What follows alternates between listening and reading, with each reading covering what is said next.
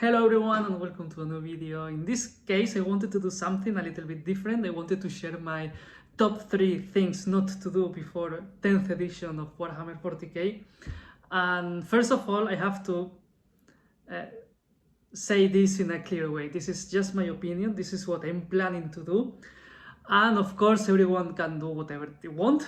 Probably I won't even follow my advice, but I think that this is something that I will try to do as much as possible. So let's start.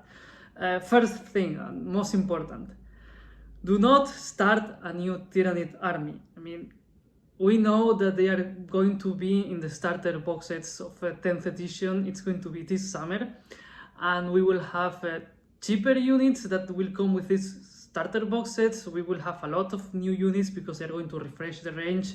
They are going to have a big update, so this is not the best moment to start a Tyranny Army.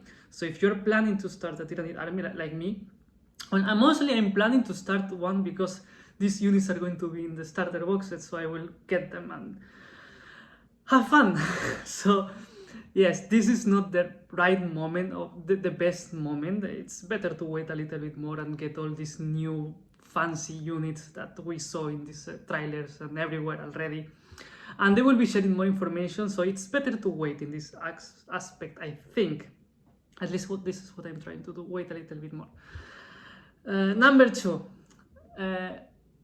when planning an army, do not get units according to the actual meta, because the game is about to have a huge change in 10th edition, so it's better not to get units according to the meta, because meta is about to change most probably, and maybe a unit that it's very good right now, it won't be as good in the future. I mean, later this year.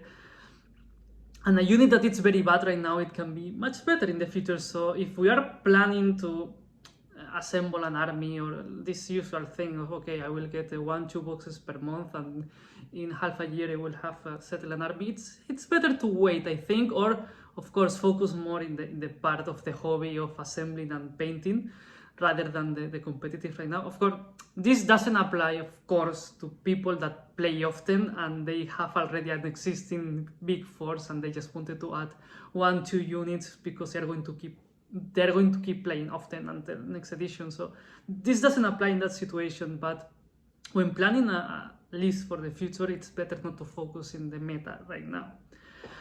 And number 3, of course,